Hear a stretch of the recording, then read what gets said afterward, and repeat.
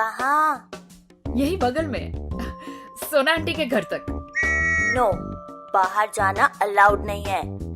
वाह, दिन भर घर का काम करो और शाम को 5 मिनट बाहर भी मत निकलो। आज से, अभी से 24 घंटे ये रिमोट आपका। ओ मेरा बेटा। बलिदान देना पड़ेगा कोरोना को जो हराना है। ये हैं हमारे देश के कोरोना वॉरियर्स।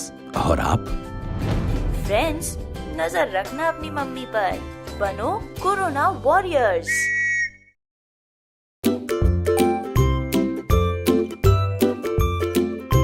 আজকে আমি শ্রী রতন টাটা, চেয়ারম্যান টাটা ট্রাস্টকে একটা পত্র লিখেছি সাহায্যের জন্য। এই যে কোভিডের সঙ্গে যুদ্ধ চলছে ত্রিপুরা রাজ্যে এবং সারা ভারতবর্ষে, সারা পৃথিবীতে আমাদের স্টেটে যেন সাহায্য করার জন্য ওনাকে আমি একটা পত্র দিয়েছি।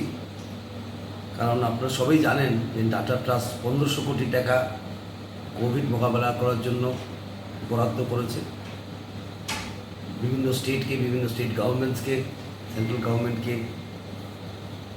আর আমার সঙ্গে কথা হয়েছে শ্রী রঞ্জিত বরঠাকুর, যিনি আসামের এবং টাটা ট্রাস্টের অ্যাডভাইজার। ওনার সঙ্গে ব্যক্তিগত পরিচয় আছে আমার। ওনার সঙ্গে আমি কথা বলেছি বিস্তারিতভাবে। আর উনি আমাকে বলেছেন আপনি একটা চিঠি লিখুন চেয়ারম্যানকে, শ্রী রতন টাটাকে।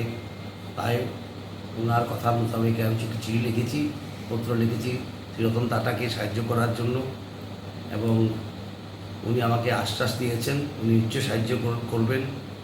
আমাদের স্টেট থেকে আমরা চেয়েছি ভেন্টিলেটর 100টা ভেন্টিলেটর যেমন উনি আমাদেরকে দেন, personal protection equipment 50,000, N95 mask 1 লক্ষ, অ্যালকোহল বেসড হ্যান্ড স্যানিটাইজার্স 50,000 এবং মেকশিফট টেন্ট যেখানে রোগী রাখা যাবে সেরকম টেন্টও আমরা চেয়েছি 500। আমাকে আশ্বাস দেওয়া হয়েছে যে ওরা নিশ্চয়ই দেখবে এই জিনিসগুলি এবং যত তাড়াতাড়ি পাঠানো যায় সেটা পাঠিয়ে দেবে।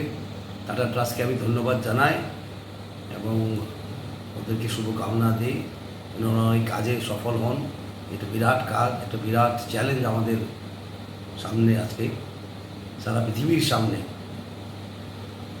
এবং সবাইকে আমি আবেদন জানাবো ঘরে থাকুন, সুস্থ থাকুন এবং সমাজকে সুরক্ষিত রাখুন।